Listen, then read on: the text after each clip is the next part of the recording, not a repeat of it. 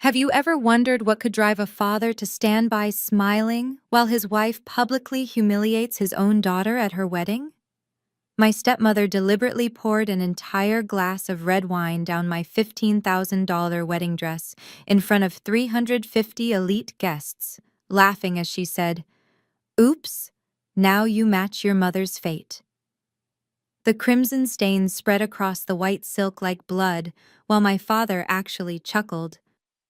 But what Victoria didn't know was that she'd just triggered the complete destruction of everything she'd stolen from me. The venue manager's 5 words at the microphone would turn their mockery into panic. The secret my dead mother had hidden for 8 years was about to surface. And the empire they thought they controlled? It was already mine. Hello, I'm Willow Drake, 28 years old, and this is the story of how my wedding day became the most devastating public reversal in Boston high society history. If you're watching this, please subscribe and let me know where you are watching from. To understand what happened that October afternoon at the Grand Plaza Hotel, you need to know about the Drake family empire. My father, Richard Drake, built Drake Construction from a small contractor business into a $45 million corporation with over 200 employees. For 15 years, he's been the king of Boston's construction industry, with connections reaching into every boardroom and country club in the city. My mother, Eleanor, died when I was 20, 8 years ago now. She'd been the heart of our family, the one who kept Dad grounded. But just 2 years after cancer took her, Victoria entered our lives. Where Mom had been warm and genuine, Victoria was all sharp edges and designer labels. She moved through Boston society like a shark through water, always hunting for the next status symbol to devour. And me? I became invisible. Despite my architecture degree from MIT and my position at a small firm earning $85,000 a year, in my father's eyes, I was just another low-level employee who needed constant correction. Every Friday dinner at their Beacon Hill mansion reminded me of my place in the new family hierarchy. Victoria spent $50,000 a month on her shopping sprees. I'd seen the credit card statements she carelessly left around. Meanwhile, she'd make cutting remarks about my Zara dresses and Target shoes. "Willow, dear," she'd say, examining her new $35,000 Hermes bag, "you're a Drake. Shouldn't you dress like one?" The worst part? My father would nod along. "You should learn from Victoria about presenting yourself, sweetheart. Image matters in our world." In their world. Never mine. I was the ghost at their feast, the reminder of a past Richard wanted to forget. Those Friday dinners were exercises in endurance. 3 weeks before my wedding, I sat at their imported Italian marble table, pushing salmon around my plate, while Victoria held court about her latest triumph. A charity gala where she'd outbid the mayor's wife for a Tiffany necklace. $28,000, she announced, touching the diamonds at her throat. Patricia Morrison was absolutely green. You should have seen her face when I raised my paddle. Richard beamed at her. "That's my girl. Show them what the Drakes are made of." I stayed silent, as always. But that night, Victoria turned her attention to me. "Willow, darling, what are you wearing to the Pemberton benefit next month? Please tell me it's not another one of those—" She waved vaguely at my dress, a simple black sheath I'd thought looked professional. "Office outfits." "I wasn't planning to attend," I said quietly. "Not attend?" Richard's fork clattered against his plate. "It's the social event of the season. Every major developer will be there. I have a project deadline." "This is exactly your problem," Victoria interrupted, her voice dripping false concern. "You hide behind your little drawings while real business happens at these events. No wonder you're still stuck at that no-name firm." "Brennan Associates is respected." "By whom? I've never heard anyone mention them at the club." She turned to Richard. "Honestly, darling, sometimes I wonder if Willow even wants to be part of this family's success." Richard's jaw tightened. "Your mother would be disappointed, Willow. She understood the importance of connections." The cruelty of invoking Mom's memory to support Victoria's agenda made my stomach turn. But I just nodded, swallowed my anger, and counted the minutes until I could leave. Why did I keep coming back? That's what I ask myself every Friday night. The final humiliation came 2 weeks later. Drake Construction had landed a $120 million hotel project in Back Bay, the biggest in company history. I'd spent over 200 hours creating a design proposal on my own time, incorporating sustainable architecture with classic Boston aesthetics. It was my chance to prove my worth beyond my last name. The board meeting was scheduled for Tuesday at 2 p.m. I arrived early, my portfolio and presentation materials perfectly prepared, but when I entered the conference room, Victoria was already there, chatting with the board members like old friends. "Oh, Willow," she said, barely glancing at me. "I'm afraid there's been a change. We've decided to go with Hartman International's design team instead." "But the board was supposed to review my proposal."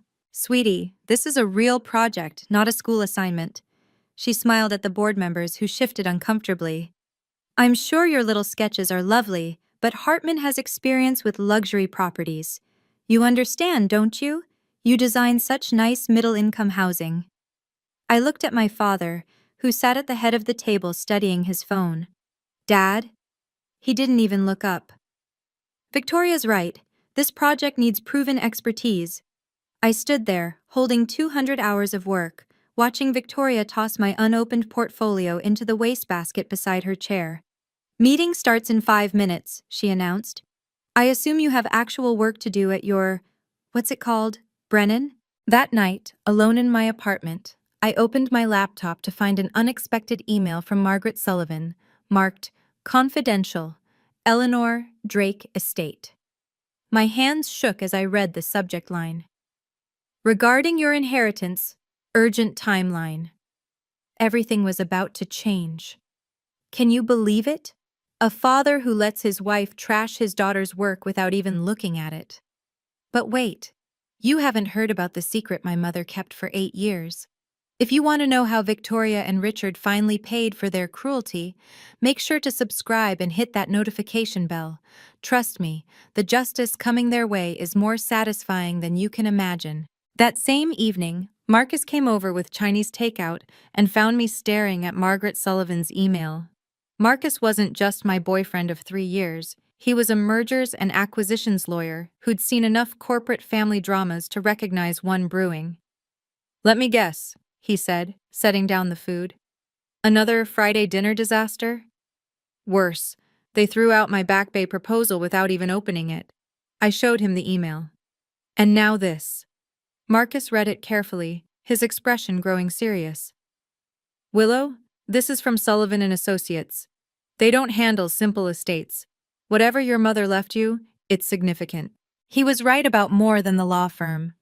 Over the past year, Marcus had been gently pushing me to distance myself from my toxic family. He'd even suggested we move to New York, where his firm had offered him a senior position. "We could start fresh," he said, taking my hand. "No more Friday dinners, no more Victoria, no more watching your father choose her over you." "I can't leave. Not yet." "Why not?" I looked at the email again. "Because there's something unfinished. Something about Mom's estate that Dad never told me." Marcus studied my face. "You know something, don't you?" "I've always wondered why Mom's life insurance was only $100,000. She was meticulous about planning. And why did Dad remarry so quickly? Why does Victoria act like she owns everything when she signed a prenup?" "What are you saying?"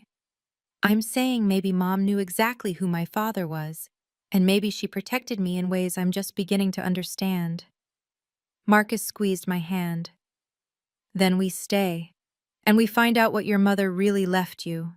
But Willow, promise me, once this is resolved, we build our own life." "I promise." 3 days later, I received an unexpected call from Thomas Grant, Drake Construction's CFO. Thomas had worked with my mother years ago when she helped establish the company's financial structure.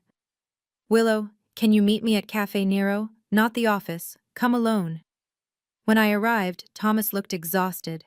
He slid a manila folder across the table with shaking hands. I've been carrying this guilt for 3 years, he began. Your mother was my mentor. She taught me everything about corporate finance, and I've watched Victoria destroy what Eleanor built. I opened the folder. Inside were bank statements, invoices, and transaction records spanning 3 years. My breath caught as I saw the patterns. Payments to 5 companies I'd never heard of: Evergreen Consulting, Lux Marketing Solutions, Infinity Design Group, Meridian Supplies, and Zenith Management. They're shell companies, Thomas explained, all registered to Victoria's associates. Look at the amounts. The numbers were staggering.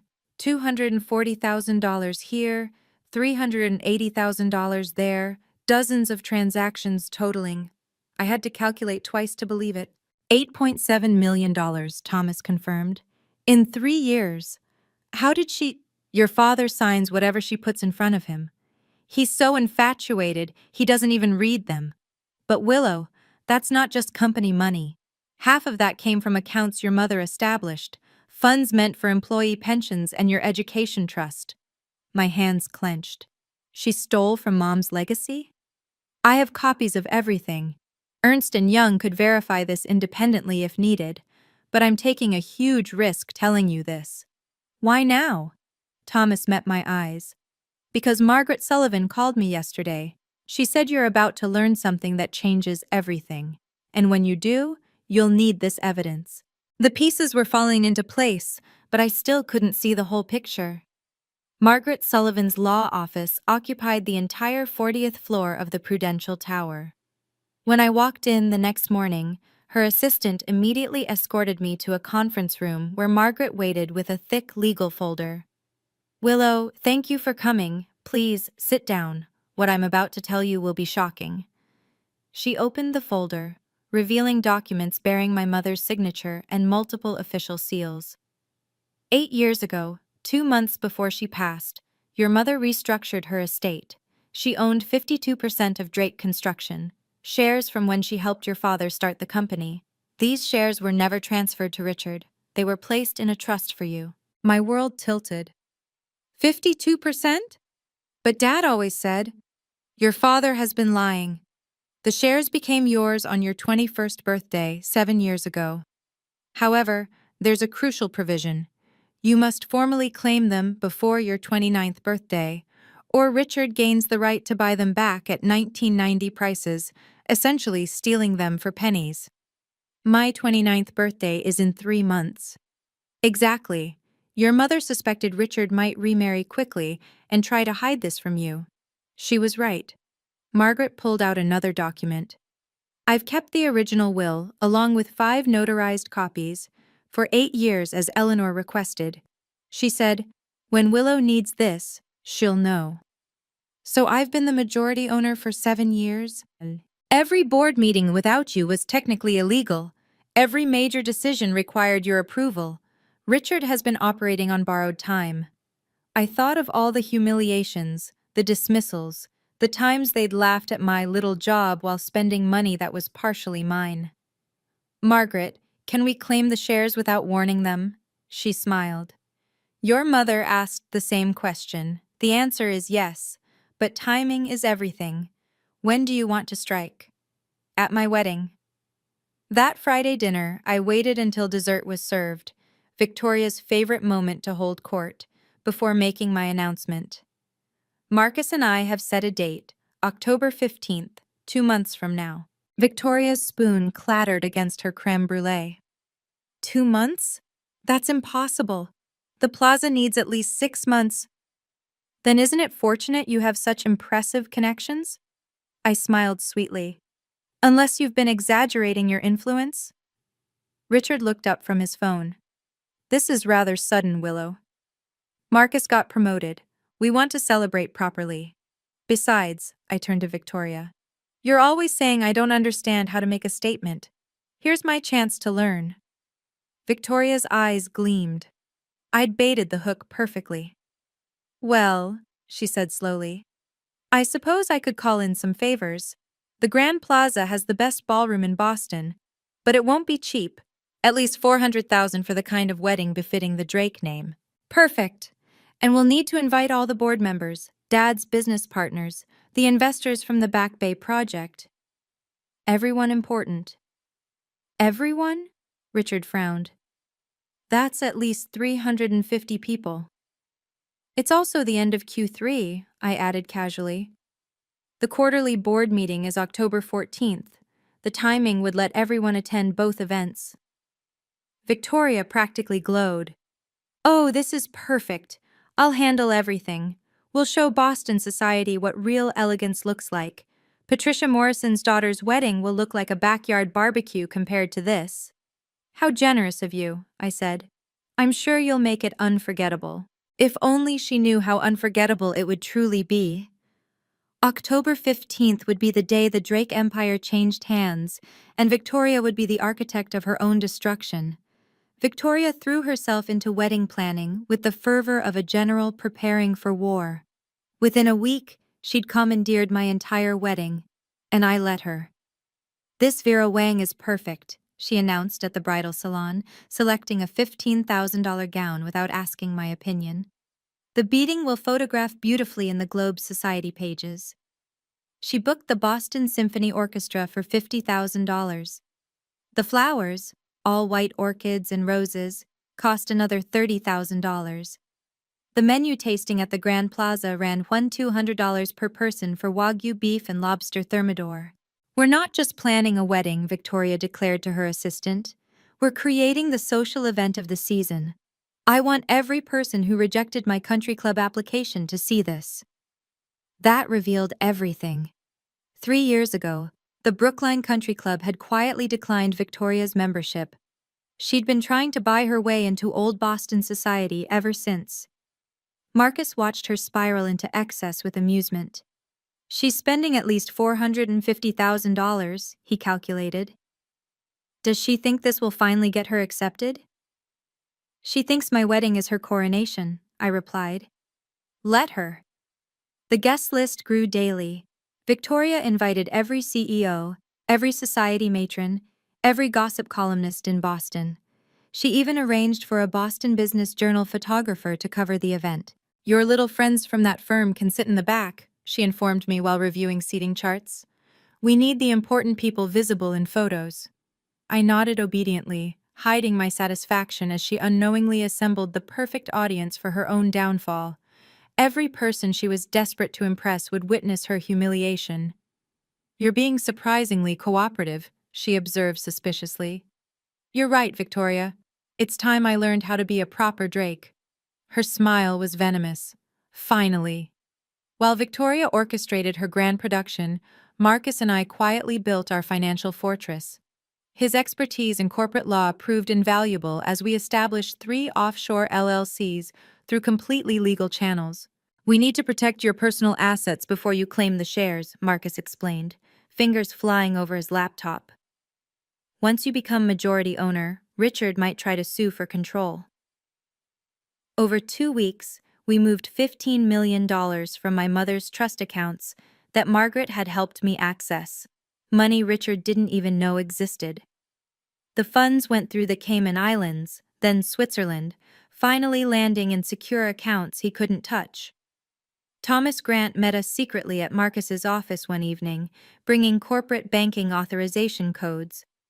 As CFO, I can freeze Drake Construction's accounts for audit purposes for up to 72 hours, he explained. But the timing has to be perfect. October 15th, 3:30 p.m., I said.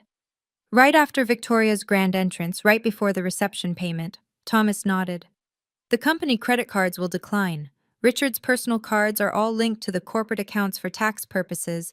They'll fail too. What about employee payroll? Protected in a separate account. I'm not letting innocent people suffer for their greed. Marcus pulled up the calendar. The quarterly board meeting is October 14th. 7 of 9 board members already confirmed they're attending the wedding. Perfect, I said. Margaret will serve the papers right after the venue manager makes his announcement. Thomas stood to leave, then paused. Your mother would be proud, Willow. She always said you had her strategic mind but your own kind heart. Kind? I laughed bitterly. I'm about to destroy them publicly. No, Marcus corrected. You're letting them destroy themselves. There's a difference. He was right. I wasn't creating their crimes, just revealing them. Margaret invited me to her office to review the original will. Seeing my mother's handwriting after 8 years made my chest tight with grief and anger. Eleanor came to me in January, 2 months before she passed, Margaret explained. She knew the cancer was winning, but she was more concerned about you than her illness. The will was comprehensive, 20 pages detailing the share distribution. My mother had owned 52% of Drake Construction since its incorporation, having invested her entire inheritance from her parents to help Dad start the company. Look at this clause. Margaret pointed to a highlighted section. The shares were placed in an irrevocable trust. Richard couldn't sell, transfer, or dilute them even if he wanted to. Your mother made sure of that.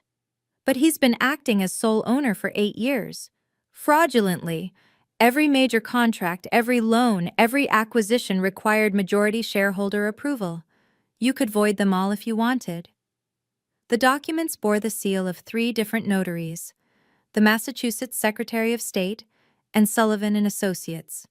My mother had made it bulletproof. There are 5 copies, Margaret continued. 1 here, 1 in my bank's vault, 1 with the state, 1 with Ernst & Young, and 1 your mother said she hid where Richard would never look. Where? In her recipe box in the kitchen, inside her mother's apple pie recipe. I almost laughed. Richard hadn't cooked a meal in 20 years. Your mother was brilliant, Margaret said. She knew Richard would remarry quickly. He can't function alone. She knew he'd hide this from you. So she built in safeguards. Like the age deadline? Exactly. She figured by 29 you'd be strong enough to fight back. Mom had been playing chess while everyone else played checkers. Even dying, she'd protected me. I hired Ernst & Young's forensic accounting team through Marcus's firm to avoid any connection to me personally. The lead auditor, Jennifer Walsh, had a reputation for finding money others wanted hidden. This is extraordinary, she said after 2 weeks of investigation. Your stepmother created an entire ecosystem of fraud. The evidence was damning. 47 fraudulent transactions over 36 months, each carefully structured to stay just under the $500,000 threshold that required special board approval.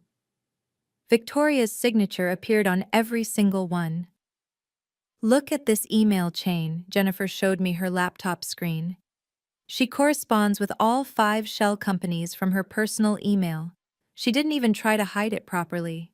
The shell companies all traced back to Victoria's college roommate in Delaware, a woman named Patricia Henley, who'd been paid $50,000 to register them. The invoices were for services never rendered, consulting that never happened, marketing campaigns that didn't exist, supplies never delivered. The most egregious part? Jennifer pulled up another document. She's been billing Drake Construction $75,000 monthly for interior design services for the office. The office hasn't been redecorated in 5 years. Can you prove Richard knew? He signed the checks, but look, she showed me signature comparisons. Half of these signatures are forgeries, not even good ones. She's been signing his name. That's wire fraud, federal crime. Exactly. The FBI would be very interested in this. I had Jennifer prepare 5 copies of the full report, ready to distribute at the wedding. Each one contained enough evidence to destroy Victoria 10 times over. When do you want to release this? Jennifer asked. October 15th. Email it to every board member, the Boston Business Journal, and the FBI at exactly 3:45 p.m. That's specific. That's when everyone will be watching. 3 weeks before the wedding, I started receiving unexpected support. It began with Robert Fitzgerald, Drake Construction's longest-serving board member, approaching me at a coffee shop. Willow, I knew your mother well. She was the real brains behind Drake's success. He slid a business card across the table. When you're ready to make changes, you'll have my vote. What makes you think? I'm not blind. Victoria's spending patterns, Richard's negligence, your sudden interest in a massive wedding. Your mother raised a strategist. Within days, 2 more board members reached out. Patricia Blackwood called me directly. That woman has been bleeding the company dry. We've been waiting for someone with standing to act. David Smith, the newest board member, was more direct. I've seen the shell companies. I hired my own investigator 6 months ago, but without a majority shareholder, we're powerless. How many votes do I have? 7 of 9, if you really have Eleanor's shares. Richard and Victoria can't vote on their own termination. The Boston Business Journal's senior reporter, Michael Torres, contacted me through Marcus. I've been tracking Drake Construction's irregularities for 2 years. If you're planning something, I want exclusive access. You'll get more than that, I promised. Just be at my wedding with a photographer. Even James Morrison, the Grand Plaza's manager, pulled me aside during a venue visit. Ms. Drake, I've dealt with your stepmother before. If there are any payment issues on your wedding day, please know I'll handle them professionally. There might be complications, I admitted carefully. He smiled. I've managed society events for 30 years. I've seen every kind of family drama. Just give me a signal if you need me to make an announcement. The army was assembling. Victoria had no idea she was surrounded. Can you imagine? 8 years of deception, $8.7 million stolen, and a wedding about to become the stage for perfect justice. What do you think Victoria's face will look like when she realizes she just planned her own downfall? Comment below with your predictions, and don't forget to like this video if you want to see karma in action. The wedding day revelation is coming up next. October 15th arrived with perfect autumn weather. The Grand Plaza's ballroom had been transformed into Victoria's vision of paradise. 10,000 white roses, crystal chandeliers, gold-leafed everything. It had cost a fortune, and she wanted everyone to know it. By 2 p.m., the guest list read like a Forbes directory. 50 CEOs, 30 major investors, 15 society reporters, and every important family in Boston. Victoria had even managed to get the lieutenant governor to attend. Victoria herself wore a $25,000 Chanel suit, diamonds dripping from her ears and neck. She moved through the crowd like royalty, making sure everyone noticed her. This is just a preview, I heard her tell Patricia Morrison. Wait until you see the reception. The Boston Symphony, a 10-course meal, champagne flown in from France, nothing but the best for the Drake family. Richard stood beside her, shaking hands and accepting congratulations as if he'd planned everything himself. His custom tuxedo probably cost more than most people's monthly salary. Your stepmother has outdone herself, Judge Harrison commented to me. This must have cost a fortune. About $450,000, I replied casually. She insisted on the best. His eyebrows rose. That's substantial. The photographer from the Boston Business Journal was already snapping pictures. Michael Torres had positioned himself perfectly to capture both the grandeur and what was coming next. Thomas Grant caught my eye from across the room and subtly tapped his watch. Everything was in place. The corporate accounts would freeze in exactly 1 hour. Marcus squeezed my hand. You look beautiful, he whispered, and remarkably calm for someone about to detonate a bomb. It's not a bomb, I corrected. It's justice, and it's been 8 years in the making. The wedding march began.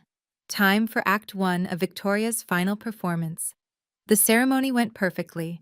Marcus and I exchanged vows while Victoria preened in the front row, making sure the photographers captured her dabbing at fake tears. By 3:15 p.m., we were taking family photos near the fountain. Smile, everyone, the photographer called. One more with just the bride and her parents. Victoria stepped forward eagerly, holding a glass of red wine she'd grabbed from a passing server. Richard stood on my other side, already checking his phone. Oh, Willow, Victoria said loudly enough for nearby guests to hear. You look so much like your mother today. It's almost haunting. She moved closer, ostensibly to adjust my veil. Then, with a movement that looked accidental but was absolutely deliberate, she tipped her entire glass of Cabernet Sauvignon down the front of my $15,000 dress. The wine spread like blood across the white silk and beading. Gasps erupted from the crowd. Phones appeared instantly, recording everything. Oops, Victoria laughed, not even trying to hide her satisfaction. Now you match your mother's fate. She died looking just as pathetic. The cruelty of it, invoking my dead mother while destroying my wedding dress, should have broken me. Instead, I stood perfectly still for 10 long seconds, staring directly into Victoria's triumphant face, while 350 people watched in horrified silence. Richard actually chuckled. Accidents happen, sweetheart. Victoria, help her clean up. Oh no, Victoria said, still smiling.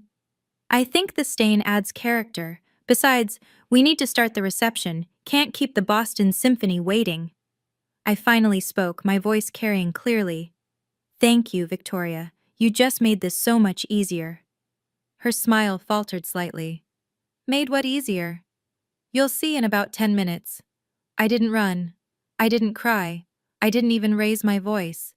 Instead, I stood there in my ruined dress, wine still dripping onto the marble floor, and smiled. Ladies and gentlemen, I announced to the stunned crowd, please proceed to the ballroom. We have an important announcement before dinner service begins. Victoria's eyes narrowed. What announcement? I didn't approve any— You're right, Victoria. You didn't. I turned to James Morrison, who had been waiting for my signal. He nodded and headed toward the ballroom's sound system. Marcus appeared at my side with my reception dress, a simple but elegant backup I'd hidden in the manager's office. 3 minutes, he whispered. Thomas just confirmed the freeze went through. While I changed in a side room, I could hear the crowd buzzing with speculation. Victoria's voice rose above the rest. I don't know what she's planning, but I won't have her ruining this reception. Margaret Sullivan was already in position near the stage, her briefcase in hand. The Boston Business Journal photographer had switched to video mode. 7 board members had strategically placed themselves around the room. When I returned in my clean dress, Victoria was at the microphone, trying to regain control. Everyone, please be seated. The champagne service will begin.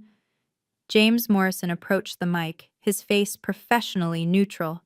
Excuse me, Mrs. Drake. There's an urgent matter requiring Mr. Drake's attention. Not now, Richard snapped. We're about to toast. I'm afraid it can't wait, sir. James's voice carried perfectly through the sound system. It regards the payment for today's event. The room fell silent. Victoria's face went white. What about the payment? Richard demanded. James looked directly at him. Sir, the card was declined.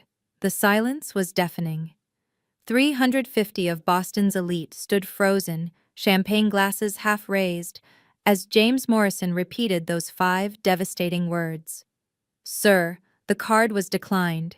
Richard's face went from confused to furious in seconds. That's impossible. Run it again. We've tried 3 times, Mr. Drake. The corporate American Express, the Visa, and your personal black card. All declined. Victoria snatched the microphone. This is obviously a mistake. Richard, call the bank immediately. I'm trying.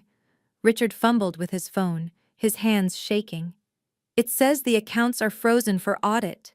Whispers rippled through the crowd like wildfire. Phones appeared, not for photos but for frantic texting. Several investors were already making calls. How much is the balance? Someone called out. James consulted his tablet. $450,000, due immediately per the contract Mrs. Drake signed. Patricia Morrison stage whispered to her husband, loud enough for everyone to hear. Didn't Victoria say they were worth $45 million? This is sabotage, Victoria shrieked, abandoning all pretense of composure. Someone did this deliberately. You're right, I said, stepping forward. Someone did. Every head turned to me. I stood calm in my simple reception dress, while Victoria trembled in her $25,000 suit. Thomas, I called out, could you explain why the accounts are frozen? Thomas Grant stood up from table 3. As CFO, I initiated an emergency audit after discovering significant discrepancies. We're investigating $8.7 million in suspicious transactions. The crowd gasped. Richard dropped his phone. But don't worry, I continued. Margaret Sullivan is here to explain everything. Margaret? The room watched as Boston's most prestigious estate lawyer walked to the microphone, briefcase in hand. Margaret Sullivan commanded attention the moment she reached the microphone. In Boston legal circles, her presence meant serious business. "Good afternoon. I'm here as executor of Eleanor Drake's estate." Her voice was clear, authoritative. "I have an announcement that should have been made 7 years ago." Richard shot up from his chair. "What the hell is this? Eleanor's estate was settled years ago." "Sit down, Richard," Margaret said coldly. "Unless you'd like me to add obstruction to fraud." Victoria turned to security. "Remove her! She's disrupting the wedding!" The security guards didn't move. They knew Margaret Sullivan's reputation. More importantly, I'd briefed them an hour ago. "I have here," Margaret lifted a document from her briefcase, "Eleanor Drake's last will and testament, properly executed 2 months before her death. A will that Richard Drake deliberately concealed from his daughter and this company's board." The crowd was riveted. Michael Torres from the Business Journal was recording everything. According to this document, Willow Drake inherited 52% of Drake Construction shares, held in trust until her 21st birthday. That was 7 years ago. Board member Robert Fitzgerald stood up. "Are you saying Willow has been the majority shareholder for 7 years?" "Exactly. Every board meeting held without her was illegal. Every major decision required her approval." Richard's face had gone from red to white. "This is fake! I never saw any will!" "That's interesting," Margaret said, pulling out another document, "because I have your signature on this receipt, acknowledging you received a copy 8 years ago." She held it up. Even from across the room, Richard's signature was visible. "You committed fraud, Richard. You stole your daughter's inheritance and lied to everyone in this room." Margaret continued reading from the will, each word a nail in Richard and Victoria's coffin. "To my beloved daughter, Willow Eleanor Drake, I leave 52% of Drake Construction, representing my initial investment and sweat equity in building this company from nothing." The room erupted. CEOs were calling their lawyers. Investors were calculating losses. Victoria stood frozen, her mouth opening and closing like a fish. "This can't be legal," she finally screamed. "I'm Richard's wife. I have rights." "Actually," Margaret smiled, "you signed a prenuptial agreement excluding you from any claim to Drake Construction assets. I have a copy here if you'd like to review it." I stood up, my voice steady and clear. "For 7 years, I've been the majority owner of Drake Construction. Every board meeting you held without me was invalid. Every bonus you paid yourselves needs to be returned." Robert Fitzgerald and 6 other board members stood up. "We recognize Willow Drake as majority shareholder," Robert announced. "We call for an immediate board meeting." "You can't do this," Richard shouted. "I built this company." "With Mom's money," I corrected. "Her inheritance funded everything. You were just the face while she was the brains." Thomas Grant pulled out his laptop. "I've prepared a full audit. In addition to the frozen accounts, we've discovered Victoria embezzled $8.7 million through shell companies." Jennifer Walsh from Ernst & Young stood up from table 7. "I can confirm this. We've documented 47 fraudulent transactions. The FBI has been notified." Victoria's legs gave out. She collapsed into a chair as the full scope of her exposure hit her. "Every single person in this room is a witness," I said. "You're finished." I walked to the microphone, passing Victoria, who sat stunned in her chair. The entire room watched as I took control. "As majority shareholder of Drake Construction, I authorized the freeze of all corporate accounts at 3:30 p.m. today, pending a full investigation. The audit revealed massive fraud perpetrated by Victoria Drake." I nodded to Jennifer Walsh, who connected her laptop to the projection screen.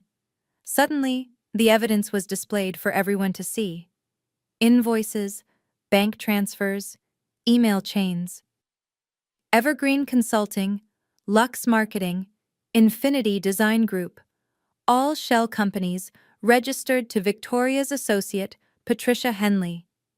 $8.7 million stolen over 3 years. The crowd gasped at each revealed transaction. Several people were taking photos of the screen.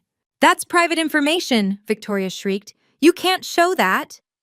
Actually, as majority shareholder, I can, and the FBI will be very interested in these offshore accounts in the Caymans, Victoria. Richard finally found his voice. You planned this. You let us organize this whole wedding. You organized it, I corrected. You spent $450,000. You didn't have to impress people who now know exactly what you are. Michael Torres raised his hand. Ms. Drake, are you pressing charges?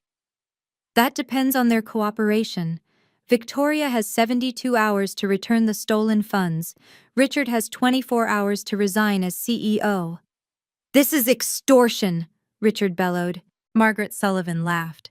No, Richard. Extortion is hiding your daughter's inheritance while living off her money. This is justice. The Boston Business Journal photographer captured Richard's devastated face perfectly. By tomorrow morning, everyone in Massachusetts would know the truth about the Drake family scandal. Now, I said calmly, shall we continue with the reception? Don't worry about the bill, I'll be paying, with my own money. Victoria's desperation was painful to watch. She lurched toward Margaret, trying to grab the will from her hands. This is fake! It has to be fake! She actually tried to tear the document, but Margaret simply held up another copy. I have 5 notarized copies, Victoria. Would you like to try destroying them all? Victoria spun towards the crowd, mascara running down her cheeks. You all know me. I've donated to your charities. I've attended your galas. This is just a jealous stepdaughter trying to... Trying to what? Patricia Morrison interrupted. Reclaim what was legally hers? We all just saw the evidence, Victoria. Richard made me do it. Victoria suddenly pointed at her husband. He signed everything. He knew about the shell companies. Richard's jaw dropped. You lying witch! You told me they were legitimate vendors. They turned on each other instantly, years of fake devotion evaporating in seconds. You were happy to spend the money, Victoria screamed at him. You forged my signature. You knew your daughter owned majority shares and you hid it. The crowd watched like it was dinner theater. Someone actually started eating their salad. Victoria made one last desperate play. She pulled out her phone and tried to call her lawyer. Bradley? Bradley, I need you at the Grand Plaza immediately. Bradley? Her face crumpled. Why isn't he answering? Because I hired his firm yesterday, Marcus said smoothly. Conflict of interest. He can't represent you anymore. That was the final blow. Victoria stood there, designer suit wrinkled, makeup destroyed, her entire carefully constructed world in ruins. Please, she whispered to me. Please don't do this. You did this to yourself, I replied. I just revealed it. Robert Fitzgerald took charge with the authority of someone who'd been waiting for this moment. I call an emergency meeting of Drake Construction's board of directors. 7 of 9 members are present, constituting a quorum. You can't hold a board meeting at a wedding, Richard protested. We can hold it anywhere with proper quorum, David Smith corrected. Willow, as majority shareholder, do you call this meeting to order? I do. Patricia Blackwood stood. I motion to remove Richard Drake as CEO, effective immediately, for breach of fiduciary duty and fraud. Seconded, said 3 board members simultaneously. All in favor? 7 hands rose. Richard and Victoria couldn't vote on their own termination. Motion carried, Robert announced. Richard Drake, you are terminated as CEO of Drake Construction. The corporate lawyer who'd been invited as a guest was already documenting everything on his phone. This is legally binding, he confirmed. I'll file the papers Monday morning. I further motion, Patricia continued, to appoint Thomas Grant as interim CEO while we search for a permanent replacement. Seconded. All in favor? Another unanimous vote. Thomas stood, looking stunned but resolute. I accept, and my first act is to confirm the forensic audit findings. Victoria Drake will be prosecuted to the full extent of the law unless full restitution is made within 72 hours. I built this company, Richard roared one last time. No, I said firmly. Mom built it. You just took credit. And now you're done. Security finally moved, not to remove Margaret, but to escort Richard and Victoria toward the exit. "Wait," I called out. "You're forgetting something." They turned. "The bill, $450,000. Due now." Margaret had the settlement documents ready. She'd drawn them up days ago, anticipating this moment. "Victoria, you have two choices. Sign this agreement to return the $8.7 million within 72 hours, or face federal charges for wire fraud, embezzlement, and forgery." Victoria's hands shook as she read the document. "I don't have that much liquid cash." "Then you'll need to liquidate assets. The Beacon Hill house, your jewelry collection, the cars, everything." "Richard, do something!" Richard laughed bitterly. "With what? You heard them. I'm unemployed as of 5 minutes ago." Margaret turned to Richard. "Your agreement is different. Resign all claims to Drake Construction, accept a 75% reduction in your pension to compensate for damages, and agree to never use the Drake name in any future business ventures." "That's everything. You're leaving me with nothing." "You'll have $100,000 a year pension," Thomas corrected. "That's more than most people make, though significantly less than the $400,000 you were expecting." "If you don't sign," I added, "we'll pursue criminal charges for fraud and breach of fiduciary duty. The choice is yours." They had no choice. With 350 witnesses and documented evidence, they were trapped. Victoria signed first, tears destroying the last of her makeup.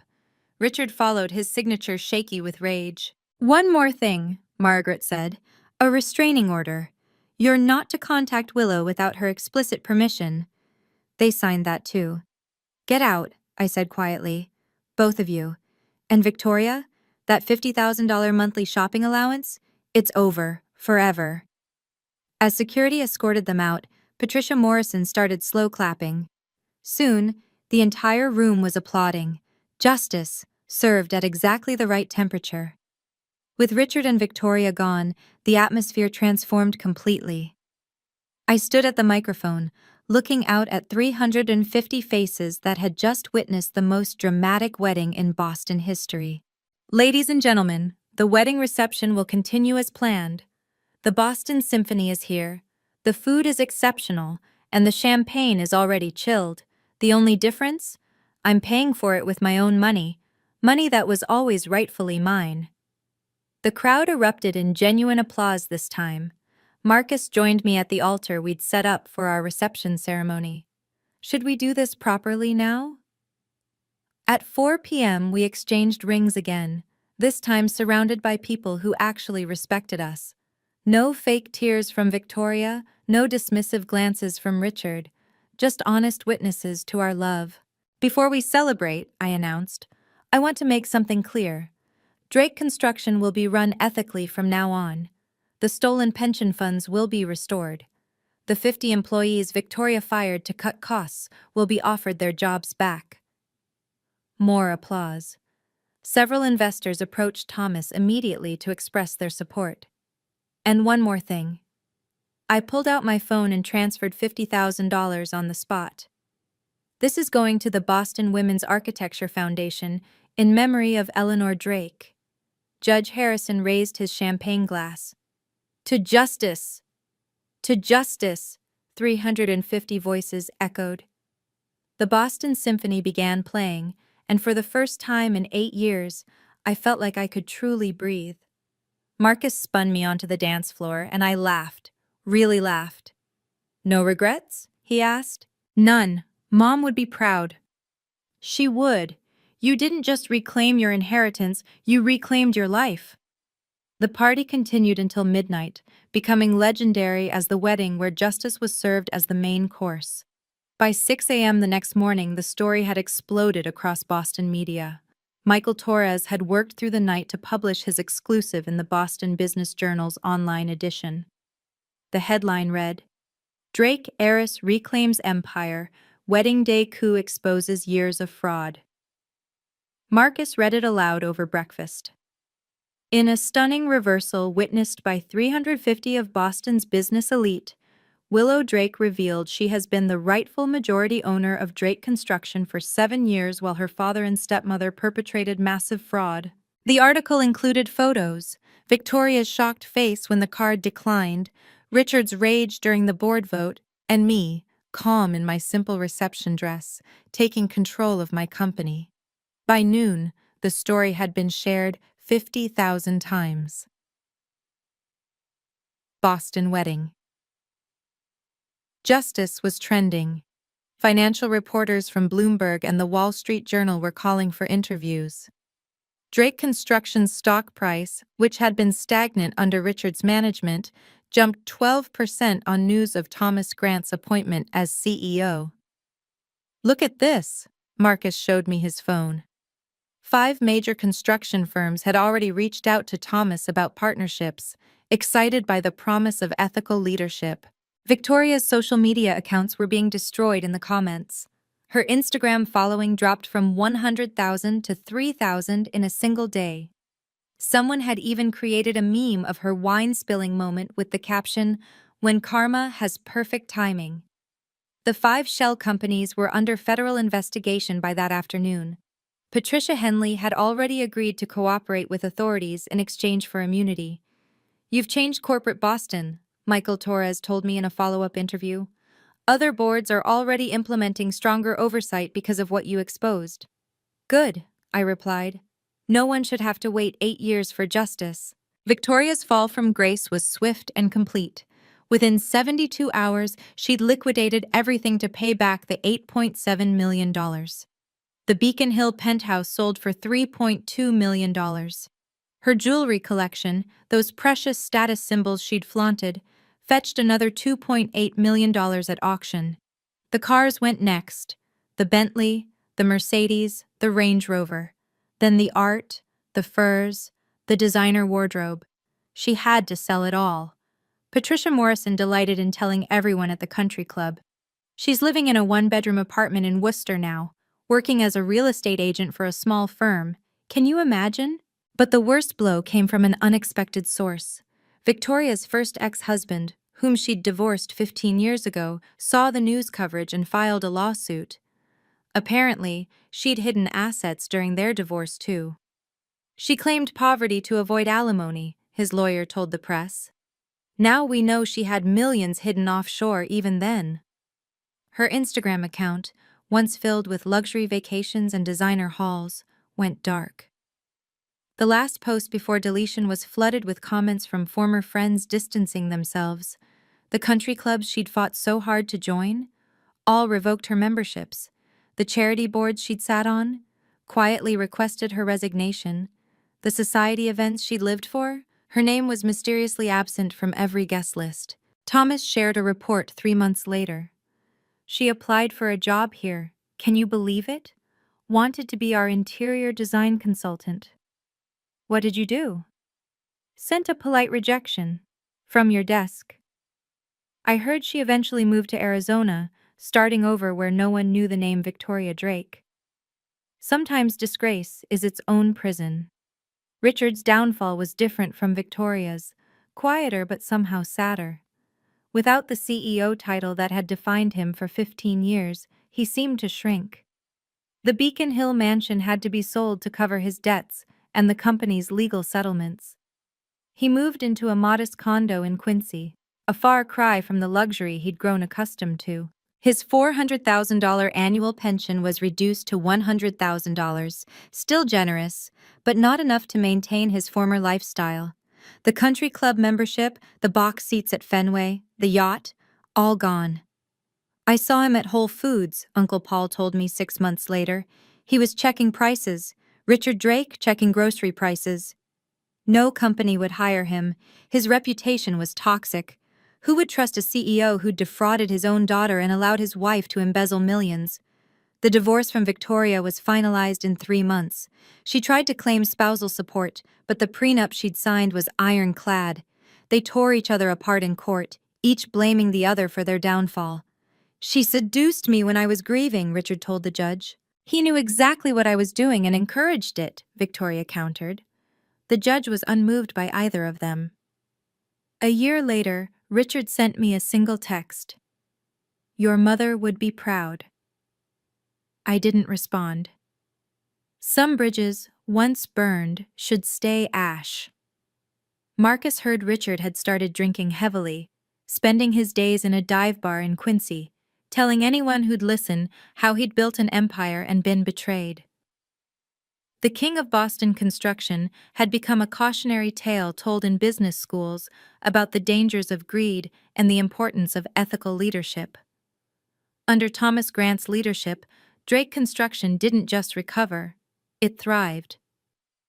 Within the first year, he increased profits by 30%, simply by eliminating Victoria's fraudulent vendors and Richard's vanity projects. Your mother would love this, Thomas told me during our quarterly review. We're building with integrity again. The 50 employees Victoria had fired were offered their positions back with full benefits and retroactive pension contributions. 43 returned, grateful for second chances. The Back Bay Hotel project that Victoria had rejected my design for? The client specifically requested we use my plans after reading about the company's transformation. It became Drake Construction's most profitable project, coming in under budget and ahead of schedule. Company value rose from $45 million to $65 million in 18 months. Our stock price went from $45 to $67 per share. Investors who'd been wary under Richard's leadership were now eager to partner with us. You saved this company, Robert Fitzgerald told me at the annual board meeting, not just financially, but morally. I served as board chair but didn't interfere with daily operations. Thomas had proven himself capable, and I had my own dreams to pursue. We established the Eleanor Drake Memorial Fund within the company. 5% of annual profits went to scholarships for women in architecture and construction. The first year, we funded 20 full scholarships to MIT and Northeastern. Employee satisfaction scores reached record highs. Turnover dropped to nearly zero. The Boston Business Journal named us Most Improved Company and Best Place to Work in the same year. We're not just building structures, Thomas said at the company meeting. We're building trust. That's Eleanor Drake's true legacy. The portrait of my mother was restored to its place in the main lobby. Under it, a new plaque, Founder and Visionary. 6 months after the wedding, Richard reached out through Uncle Paul. He wanted to meet, to talk, to maybe salvage something from the wreckage. I agreed to coffee, once a month, in public, with Marcus present. The first meeting was awkward. Richard looked older, grayer, diminished. The arrogance was gone, replaced by something I'd never seen before, regret. I don't expect forgiveness, he said, staring at his black coffee. I know what I did was unforgivable. Then why are we here? Because you're still my daughter, and I want to know you, the real you, not the one I ignored for 8 years. We established rules. No discussing money, no talking about Drake Construction, no mention of Victoria. Just conversation. Slowly, very slowly, we built something new, not a father-daughter relationship that had been destroyed, but something else. 2 adults who shared DNA and were learning to coexist. Uncle Paul started joining us, then my cousins from Maine, Mom's family who'd been pushed away by Richard's pride. They welcomed me back with open arms and years of stored love. Eleanor would be so proud, Aunt Susan told me, holding me tight. You're just like her, strong, smart, and kind even to those who don't deserve it. The family expanded in better ways too. Marcus's parents, who'd been hesitant about our relationship due to the family drama, now embraced me fully. His mother started calling me monthly just to chat. Family isn't just blood, Marcus reminded me one evening. It's the people who show up for you. He was right. My real family included Thomas, Margaret, the loyal employees at Drake Construction, and the friends who'd supported me through everything. Richard remained on the periphery, earning trust in drops after losing it in buckets. Marcus and I moved into a beautiful brownstone in Back Bay, not far from where I'd grown up, but worlds away from that life. We decorated it ourselves. No interior designer charging phantom fees, just our taste and love making it home. Marcus made partner at his firm within the year, specializing in corporate fraud cases. "You inspired a career pivot," he joked. "Turns out I'm good at catching white-collar criminals." I opened my own architecture studio, Drake Design, focusing on sustainable housing and women's shelters. The work filled my soul in ways corporate projects never could. We designed spaces that gave people dignity and hope. A year after the wedding, I discovered I was pregnant. Marcus cried when I told him, then immediately started planning renovations for a nursery. "Our daughter will never doubt her worth," he promised, hand on my growing belly. "She'll know she's loved, valued, and powerful from day one." We named her Eleanor, after my mother. She had Marcus's eyes and my determination, evident from her first fierce cry. I reduced my work to 4 days a week, refusing to repeat my father's mistakes. Success meant nothing if you missed your child's first steps, first words, first day of school. "You smile more now," Marcus observed one Sunday morning as I played with Eleanor in our garden. "Real smiles, not the polite ones you used to wear like armor." He was right. The weight I'd carried for 8 years was gone. I could breathe, laugh, love without reservation. Our home filled with friends for dinner parties, colleagues for brainstorming sessions, family for holidays. It was warm, genuine, alive. Everything the Drake mansion had never been. This was wealth that couldn't be embezzled. Love, trust, and peace. 3 years after the wedding, I spoke at MIT's graduation ceremony. Standing where my mother once stood, I shared what I'd learned about worth and power. "I spent 28 years dimming my light so others wouldn't feel dark," I told the graduating class. I accepted crumbs of respect from people who were eating at a table my mother built. The auditorium was silent, hundreds of young faces focused on mine. "Your worth is not negotiable. It's not determined by your family's opinion, your boss's recognition, or society's approval. It exists independently, powerfully, absolutely." I talked about the danger of silence, how being peaceful had been misconstrued as being weak. Preparation beats confrontation every time. While they were laughing at me, I was documenting everything. Silence isn't submission, sometimes it's strategy. The speech went viral, shared by women who'd been diminished, overlooked, underestimated.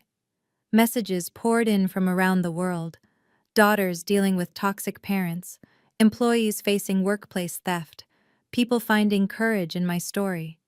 I started therapy after the wedding, working through childhood trauma with Dr. Martinez. "You were parentified," she explained. "After your mother died, you felt responsible for keeping peace, even at your own expense." The healing wasn't linear. Some days I still heard Victoria's voice calling my work little sketches. Some nights I dreamed of my father choosing her over me again. But each morning I chose myself. I chose to build instead of tear down, to create rather than destroy, to love despite having been betrayed. "The best revenge isn't revenge at all," I told a reporter. "It's building a life so beautiful, so authentic, that their opinion becomes irrelevant." My worth had never needed their validation. It just took me 28 years to realize it. The Eleanor Drake Foundation launched on what would have been my mother's 60th birthday.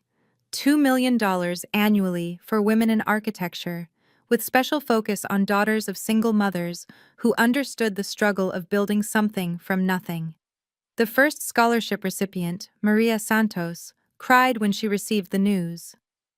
"My mom cleans houses to pay rent. Now I can study architecture without drowning her in debt." 50 scholarships in the first year. Each recipient received not just money, but mentorship, internships at Drake Construction, and a network of support my mother would have loved to provide. We restored Mom's portrait to the Drake Construction lobby, but also commissioned a new one for the foundation offices. In it, she's smiling, holding blueprints, looking toward a horizon full of possibility. She protected you even from the grave, Margaret said at the foundation launch. That's a mother's love. Strategic, fierce, eternal. I found more of her protection over the years. Notes hidden in books Richard never read. Investment accounts he never knew existed. Even letters to me sealed and waiting at Margaret's office to be opened on specific birthdays. The letter for my 30th birthday read, "My darling Willow, if you're reading this, you've survived whatever storm Richard brought into your life. You are stronger than you know, smarter than they assumed, and worthy of every dream you hold. Build something beautiful. Love, Mom." Her vision finally materialized, not just in buildings, but in lives changed. Every scholarship recipient, every ethical decision at Drake Construction, every boundary I set was part of her legacy. "Your mother's playing chess from beyond," Marcus observed after another strategic document surfaced. She knew exactly who Richard was, and planned accordingly. Eleanor Drake, architect, mother, and the longest game strategic player Boston never saw coming. If you're watching this and living in a toxic family situation, here's what I learned the hard way. Document everything. Every cruel comment, every financial discrepancy, every broken promise. Keep copies in multiple places, cloud storage, safety deposit boxes, with trusted friends. Evidence is your armor when gaslighting is their weapon. Get your own lawyer. Never use the family attorney who might have divided loyalties. Pay for independent advice even if it strains your budget. Margaret Sullivan saved my life because she worked for my mother, not my father. Financial independence is ultimate freedom. Open accounts they don't know about. Build credit in your name alone. Even small amounts saved secretly can become escape funds. Victoria controlled through money. When I took that away, she had nothing. Don't announce plans, announce results. I let them plan my wedding while planning their downfall. Strategic silence is powerful. Let them underestimate you while you prepare. Forgiveness doesn't mean no boundaries. I meet Richard monthly, but he'll never have access to my home, my daughter, or my finances. You can forgive someone and still protect yourself from them. Trust your instincts about people. If someone makes you feel small, they're showing you who they are. Believe them. Don't spend years hoping they'll change. Build your chosen family. The people who supported me during the revelation, Thomas, Margaret, Marcus. They're my real family. Blood makes you related. Loyalty makes you family. Finally, remember this. The best revenge is a life well lived. But justice helps too. You don't have to be the bigger person while they're stealing from you. You can be strategic, patient, and devastating when necessary. Your worth exists independently of their recognition. You just have to claim it.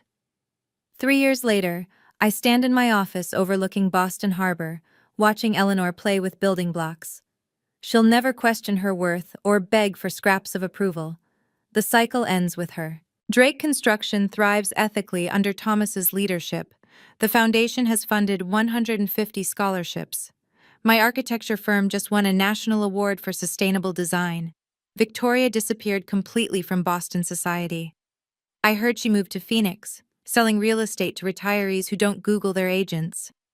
Richard lives quietly in Quincy. Our monthly coffee's the highlight of his shrinking world. Sometimes I wonder if I was too harsh. Then I remember the wine dripping down my wedding dress, my mother's portrait hidden in storage, 8 years of stolen inheritance. No, I wasn't harsh. I was precise. "Any regrets?" Marcus asks, finding me in quiet moments. "None," I answer honestly. I didn't ruin my wedding, I reclaimed my life. The October sun sets over Boston, painting the sky the color of possibility. Somewhere, my mother is smiling. She knew I'd find my way to this moment, powerful, free, and finally home. Justice served, boundaries set, life reclaimed. This is what winning looks like. Thank you for listening to my story. If you're trapped in a toxic family situation, remember, you deserve respect. Document everything, build your independence, and never let anyone make you feel small in your own life. Subscribe for more stories about justice and courage. Comment below. Where are you watching from and what did you think of Victoria's downfall? See you in the next story.